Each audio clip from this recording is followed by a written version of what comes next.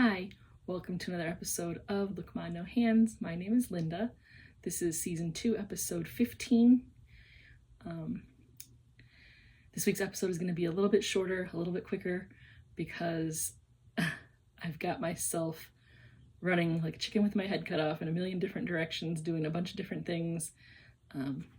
So yeah, I'm kind of scattered and all over the place. This week I'll be talking about what I'm wearing, which isn't much in terms of crochet. I'm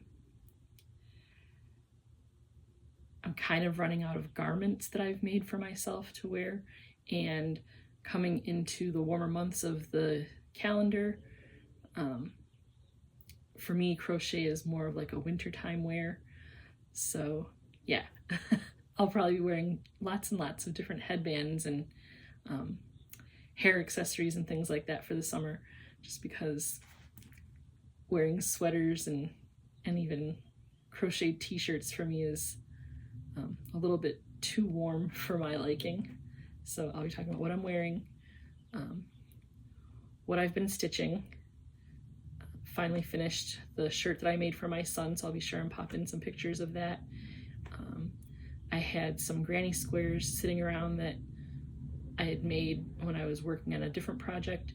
There were some little extra pieces that I had left over, so I put those together in a small baby blanket.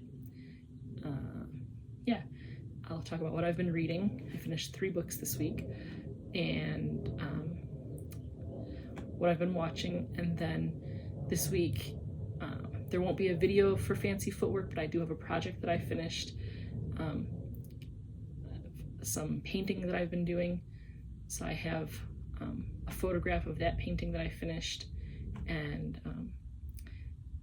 a description of where you can find the lesson if you're interested in trying to do the same painting. Okay, so powering through here, what I'm wearing. Just a very simple headband that I've made for myself that matches a poncho that I've made previously and featured in a previous episode. It was just the yarn that was left after having made the poncho. I didn't want to let the yarn go to waste, so I started stitching up the headband, and I had just enough yarn to finish off making the headband that matches. It's not a perfect headband. You can kind of see a seam on one side, but it's functional, it does its job, so there's that. For what I've been stitching, like I said, I made the shirt for my son. It's of the hexagon style shirt. I didn't make like a long sleeve version. It's just like almost like a polo style shirt, or maybe even like kimono style. It's loose, baggy. It's what he requested in terms of like, Mom, make something for me. So the color scheme is kind of like a tan color and like a mint green, and he wanted it to be a button down, but I thought the convenience or inconvenience of buttons and just maybe how it would drape with buttons, so what I did was made it a pullover style and then just put the buttons on as kind of like a decoration, kind of like a mock button shirt, so that he got the style that he was looking for, but the convenience of it being a pullover. And that is by Canixe Crochet. So I'll go ahead and link the video tutorial from which I sourced the pattern. And yeah, and the granny square blanket that I'm working on is the circle in a square lesson on YouTube by Crochet with Tiffany Hansen. So I'll link that tutorial as well. For this particular design that I'm working with, I made all the circles kind of like a buttery yellow color, and then did the outer edging squared off part in like a navy blue. I had a little bit of white when I did the border, just to kind of have like a little bit of contrast color, give a little visual interest. So that's what I've been stitching this week. Yeah. For what I've been reading, I finished The Conference of the Birds by Ransom. It's the 5th novel in Miss Peregrine's Home for Peculiar Children series. There's something about when I start reading a series of books and just kind of like reading them back to back to back.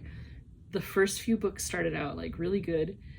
This book is continuing in the same fashion, but I think I'm just getting a little burnt out with the series.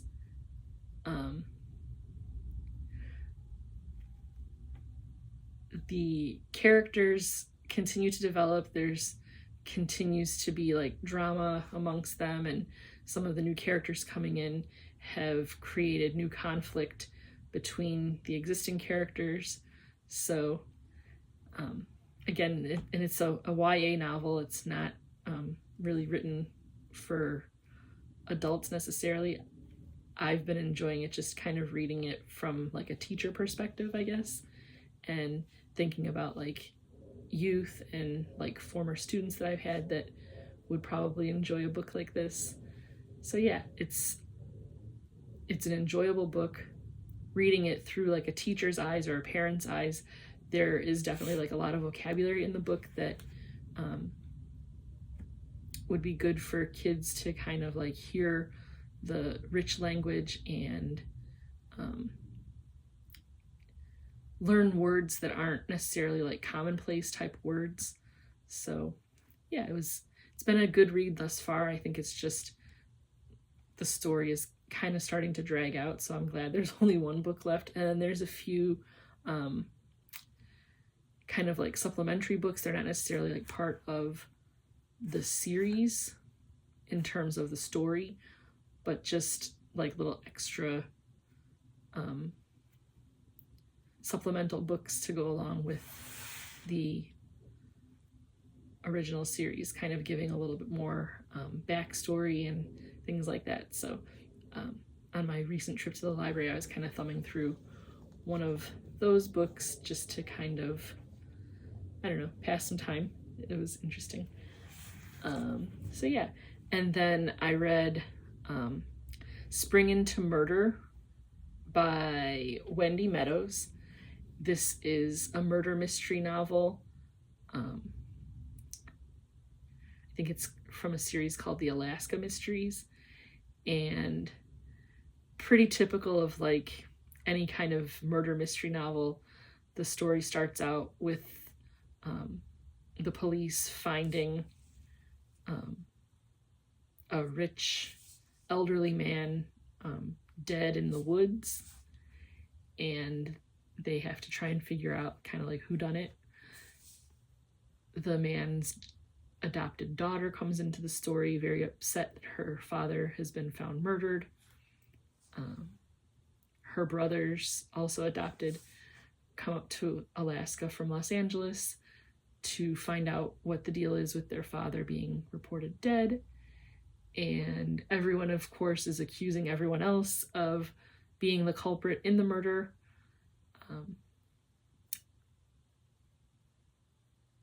It was interesting to see like the different red herrings that are thrown into the mix in terms of like trying to cast suspicion on one another, trying to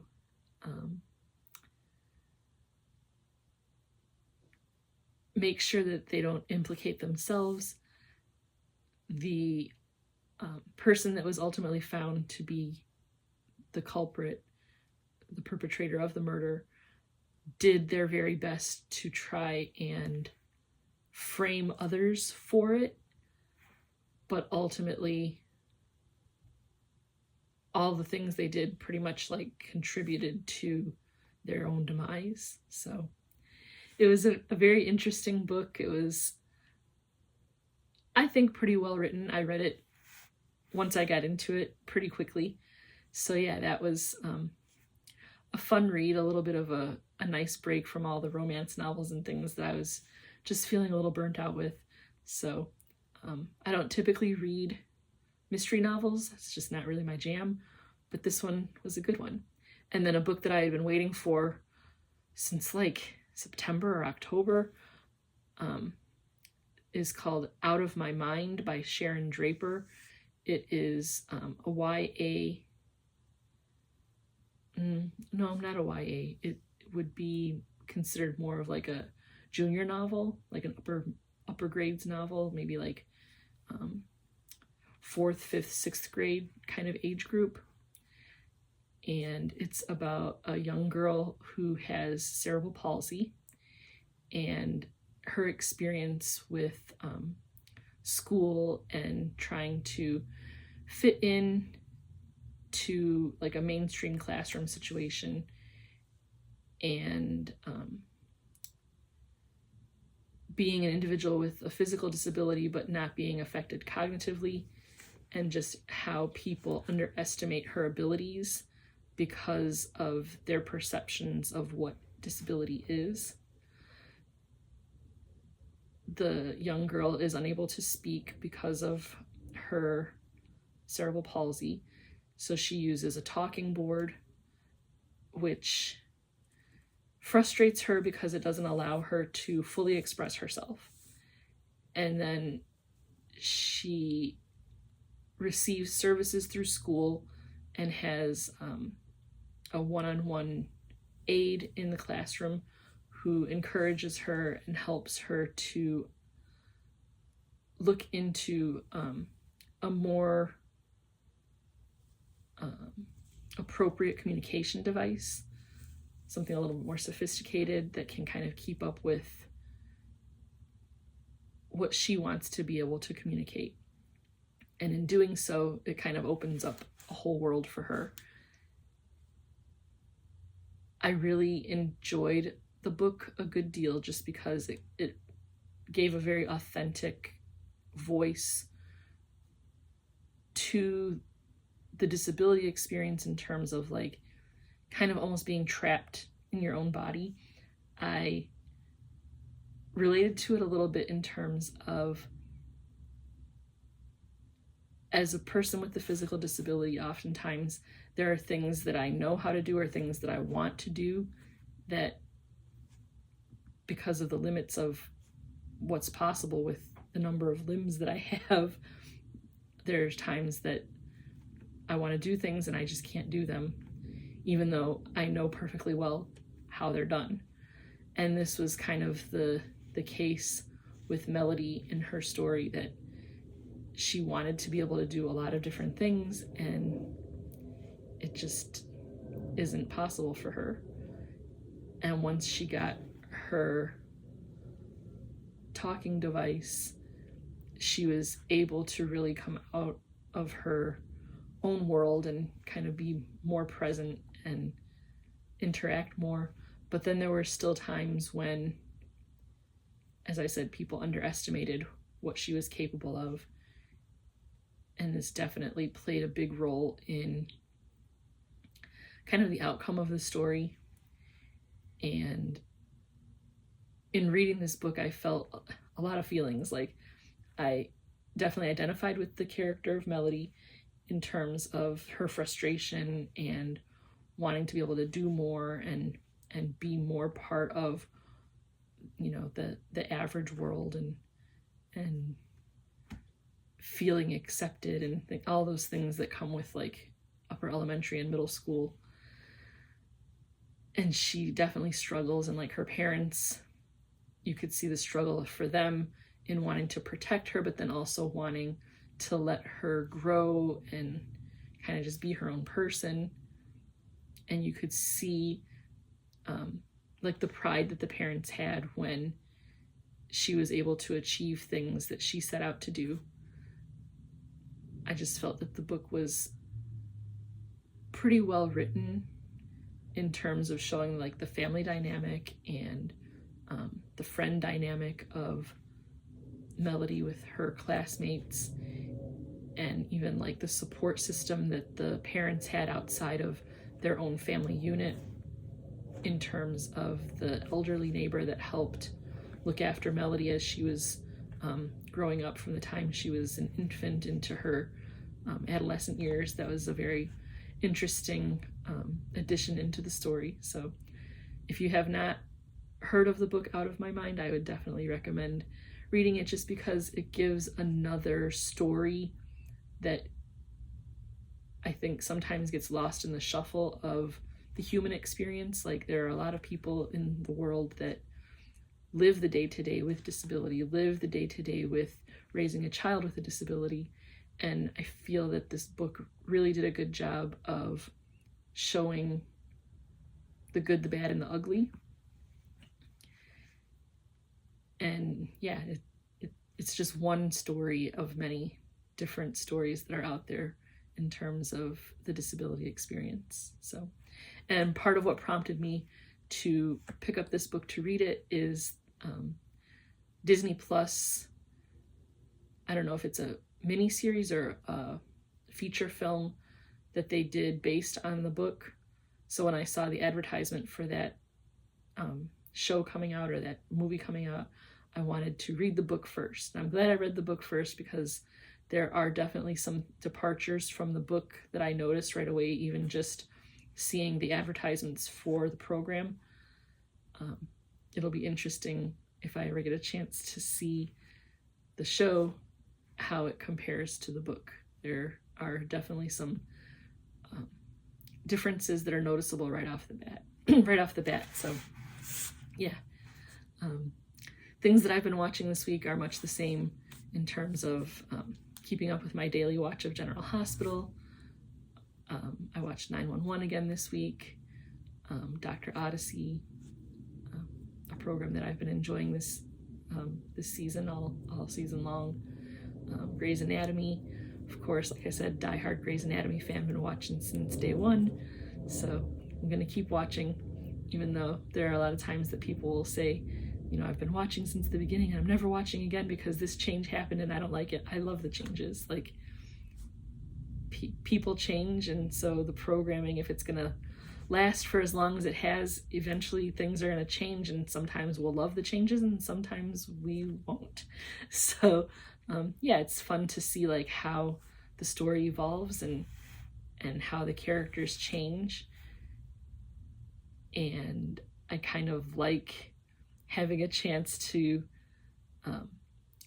be angry at the characters and question their choices, or even champion their wins, just different things like that. It's fun to be able to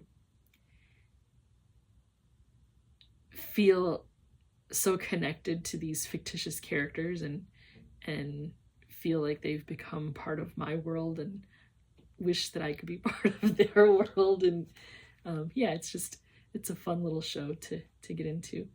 And then something new that we picked up this week to watch is an old TV series from the early 2000s called Everwood. It is kind of like a family drama, I guess you would say. The main character is a doctor whose wife dies in a car crash, and he moves his kids from New York City to a sleepy mountain town called Everwood, Colorado.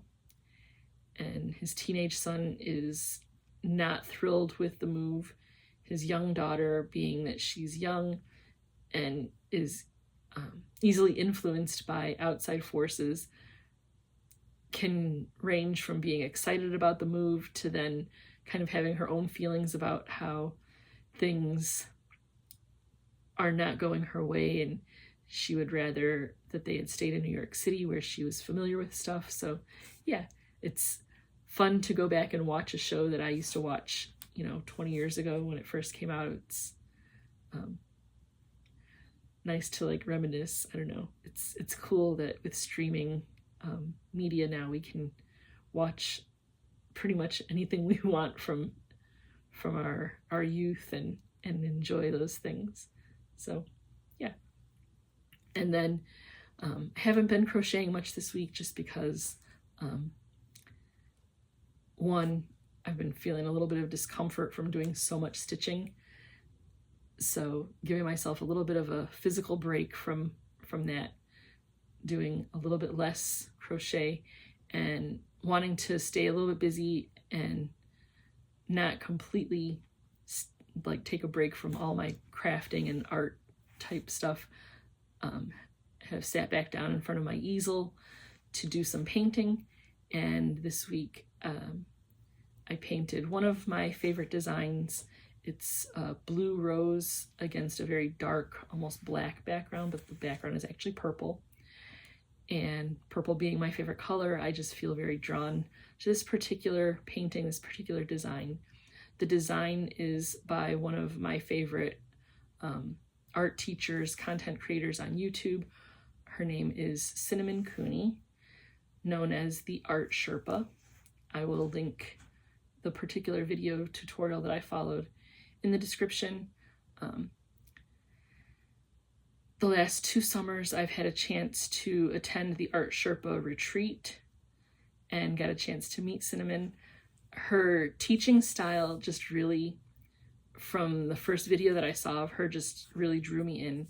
She has a very calming demeanor, always very encouraging, reminds you that like any mistakes that you make, it's art. Like, it's a mistake in your eyes because you're the artist and you knew what your intentions were. But if you just kind of push through and continue with the design, continue with what you're doing, you can turn what you call a mistake into a design element.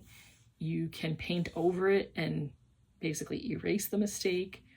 So I just really felt drawn to her teaching style and really enjoy how she makes you comfortable in your skills or your lack thereof, and just kind of guides you through the process and reminds you that like every painting has an ugly phase, and you just kind of have to keep, trust the process and push through.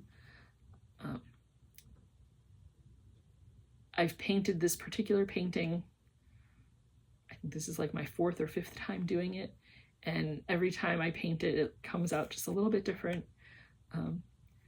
There's always something about it that I look at that I think, oh, I could have done that better. And it's never the same thing twice that I'm like, oh, I could have done that better. And then there's also parts of it that I look at that I'm like, wow, I really nailed that. And again, never the same part twice that I say, oh, I could have nailed it. One of the things that I want to mention about this particular painting this time is the challenge that I had to kind of push through this time is back in December, Cinnamon passed away, and having spent a week painting with her the last 2 summers, it was very difficult to kind of bring myself back to watching one of her lessons and having that realization of like, she's here in the digital form, but there will never be another opportunity for me to just sit down and kind of like pick her brain and really like get instant feedback from her. I appreciate and am so grateful for the lessons that she has recorded, that I can always go back, as long as they're available on the internet, I can always go back and follow through those lessons and kind of feel that connection with her, and also just be reminded daily that art is a journey, and you don't want to like compare yourself to someone else. You don't want to try and copy someone else. Her lessons that she does, she doesn't anticipate or expect you to make your painting exactly as hers. Her intention is to teach you the skills that you need to be able to make your own art. So she's teaching art skills through her lessons. And yes, once you're finished doing the lesson that she's teaching, you'll have a completed painting. But what I take away from all the lessons that I've done from her is focusing on the skills like blending or line work or whatever might be the focus of that particular lesson that I'm working on, and appreciating that in doing that work, I'm creating things from my supplies and from my skills And eventually I'll be able to take the skills that I'm learning through her lessons and be able to apply them and do my own